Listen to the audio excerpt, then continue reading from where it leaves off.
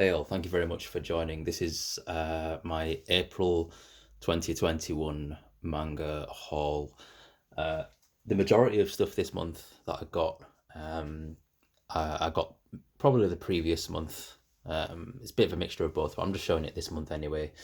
I don't like these videos to be too long, so I like to show about 15 to 20 books, and then whatever else I buy beyond that, I just kind of move over onto the next month's video. So yeah, so I'll show you the stuff that I got from more familiar publishers, familiar titles, and then I'll kind of move on to the bulk of the haul, which is mostly alternative manga and gakiga. If you watched my alternative manga and gakiga collection video, which I urge you to watch, one of my recent uploads, then you'll probably be familiar with some of these titles and you've seen me talk about them already. Anyway, let's get a start. First thing I'll show you is something that I've kind of been slowly collecting, and that's Inio Asano's Dead Demons Destruction Volume 7. I think there's about 9 volumes of this out now. But yeah, I decided to kind of carry on picking this up just because I've been watching Inio Asano's live streams where like he just draws like his or live streams his artwork. I'm not going to show too much in this because I don't want to spoil anything for myself or you guys, but yeah, I picked up like the first 6 volumes like ages ago, and then I just stopped buying it. I read like the first volume and it was okay, but I'm gonna read it once it's complete. But yeah, there you go, Dead Demons Volume 7. Next, I picked up Solitude Volume 2 from Square Enix. I don't really like these covers, they're all yellow and it just kind of, yeah, I just don't like the yeah, excuse me, I like a little bit of tonal variation in my covers, and I'm not a big fan of yellow. Excuse me for the coughing.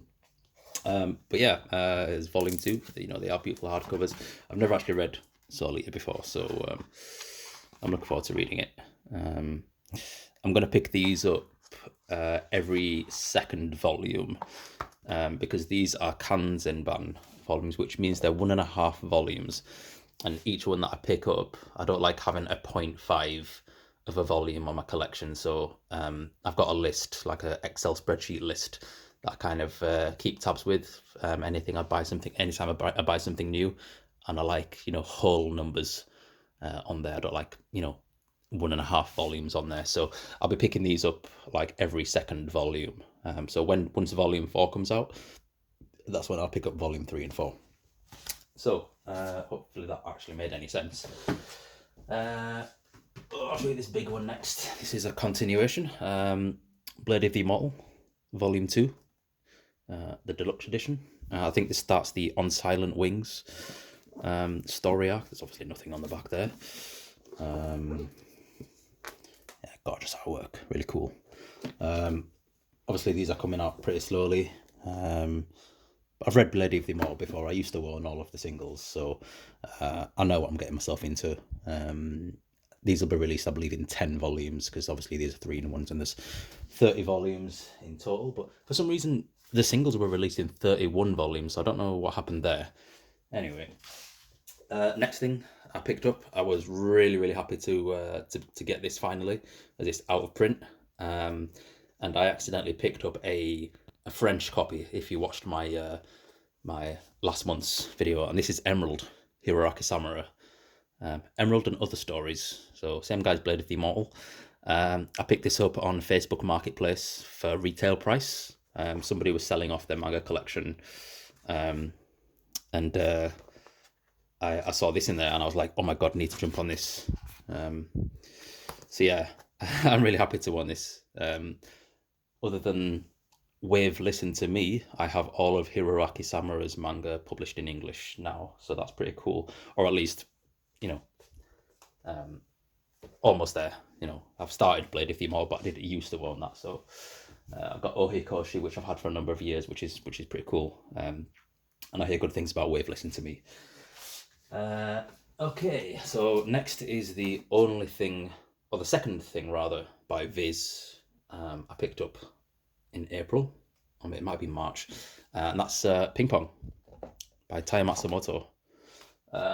Volume 1 and Volume 2. I believe both of these volumes are 2.5 volumes each, as I believe it's a 5-volume long series in its original print run in Japanese. But these volumes are gorgeous. Obviously, they're not hardcover, but these like kind of semi-soft cover sort of. I mean, I've never seen a manga published like in this sort of format. It's like it's soft cover, but it's obviously you can see it's like material bound, and it's super high quality. I mean, the quality of this is higher than some of my hardcovers. Really is a beautiful release, and kind of urged me to pick up more Taya Matsumoto, because his artwork in this looks really good. So I'm looking forward to reading this, and I'm hoping that number 5, which comes out later this year, is kind of also published in this really awesome, kind of step up from normal softcover. So yeah, there you go. I might as well put these back on the shelves down here where they were. I'm currently reading Cats of the Louvre, and I'm enjoying that so far. So I'm on a bit of a Taya Matsumoto binge. So hopefully more of his works will come up in my TBR. Okay, now I will get on to the Gekiga and alternative manga. I picked up Red Rock and Other Stories by Hayashi Seiichi. His published works between 1967 and 1970. It's kind of really cool back cover there. Translated by Ryan Holmberg, so it's got an essay in the back as well, so it's pretty cool. But yeah, looking forward to reading this as I want to get round to it. Unfortunately, as you can see, my copy came a little bit dinged up on the cover there, but at least the spine itself is fine. Yeah, really cool release from Breakdown Press. So that's nice. The next thing I'll show you is The Pits of Hell by Ebisu Yoshikazu, another release by Breakdown Press. Finally published. The horribly infamous, most ridiculous work in the history of manga. Well, hopefully it can live up to that. No guarantees. But yeah. Again, there's another essay in the back. So that's that'll be a nice read. There you go. I also picked up Troublemakers by Baran Yoshimoto. I think this is by Retrofit Comics, if my memory serves me right. Really looking forward to reading this, in fact, as it's his only published work in English. And the artwork is really nice, as you can see. So I'm really looking forward to reading this. You know, at some point, one point or another. Like semi-coloured. So that's cool. I also, from Retrofit Comics, picked up Bloody Stumps Samurai by Hiroshi Hirata. Nice kind of samurai gekiga. So I'm hoping this is going to be nice and violent, and maybe will hopefully fill the void of not having Lone Wolf and Cub in my collection. This is gekiga. So yeah, also looking forward to reading this. One thing I really don't like the look of is the is the choice of font. I mean, what is going on with that? It's such a weird, bizarre font. It's just like, I don't know, it's like Arial or Helvetica or something. I don't know. It just doesn't really fit the tone of the art at all. So anyway, I'm looking forward to reading it still. And these two titles are from Fanfare Ponent Mon, a really awesome publisher. Disappearance Diary by Hideo Azuma. This manga has a positive outlook on life, and it has been made with as much realism removed as possible. So, I mean, that kind of looks self-evident from the artwork. It's very stylized, very super deformed. Yeah, the Disappearance Diary. It's been on my wish list for a while. And next is something else from Jiro Taniguchi. I really like binging and getting as much Jiro Taniguchi as I possibly can. Quest for the Missing Girl. Really awesome, striking cover. What does it say on the back? The mountains are unforgiving, but the city is a treacherous. Sorry, the mountains are unforgiving, but the city is treacherous. Shiga comes down from his mountain refuge to look for his missing niece, Megami, but all he finds is trouble. So, yeah, hopefully a nice action-packed piece from Jiro Taniguchi. Artwork always gorgeous. Yeah, Quest for the Missing Girl. Next is two series that I picked up from Drawn and Quarterly. First one being Trash Market by Tadao Suge. Very quintessentially Gekiga. Very sort of Gekiga style. I like the choice of font in this one actually. That's a really nice font. Yeah. Looks cool. And also, this is a really beautiful release actually. The Sky is Blue with a Single Cloud by Kiriko Sarita, a female Gekiga artist. Women are definitely underrepresented in alternative Gekiga manga, so it's really nice to own this, and I'm really looking forward to reading it. This author unfortunately died pretty young. I think she was only in her 30s or something when she passed away, which is really sad. It's always sad to hear, people are cut down before their time. Unfortunately, my spine's a little bit dinged there as well, which I'm kind of upset about. But that's just Amazon for you. They don't really give a shit, do they? But yeah, I look forward to reading this, and it's a beautiful cover. I love the cover design and the spine as well, with like the iridescent green. It's almost iridescent, at least. It's just super vibrant.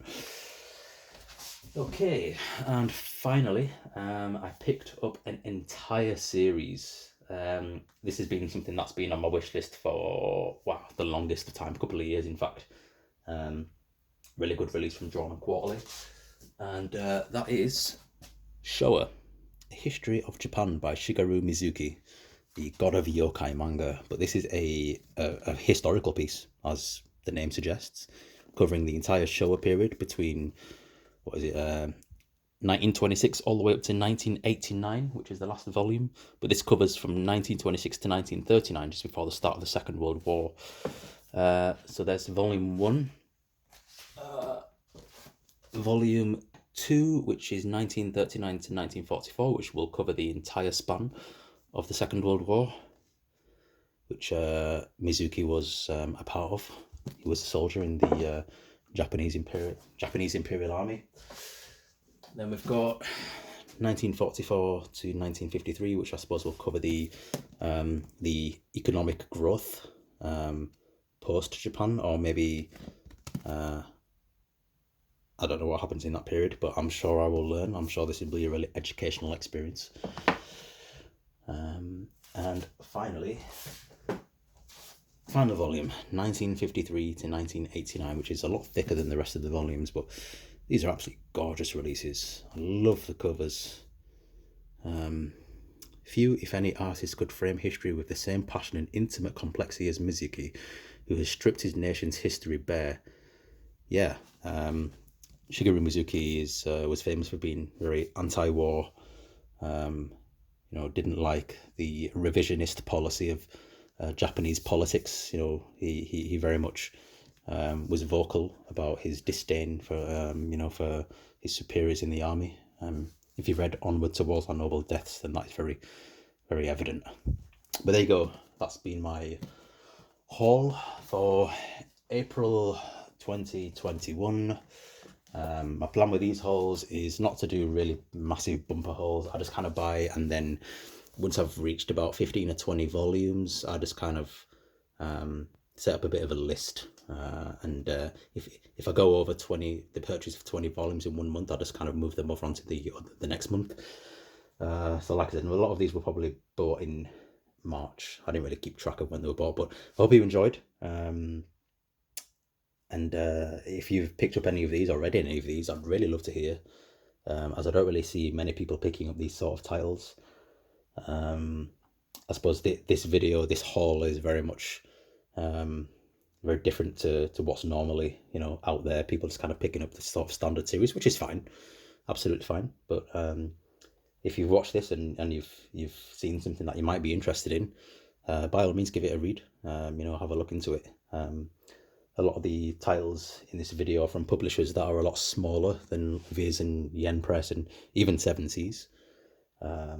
So, you know, they need support. So go out and buy something that you've seen in this video if you feel so inclined. But yeah, I hope you enjoyed. Thanks for watching. Bye bye.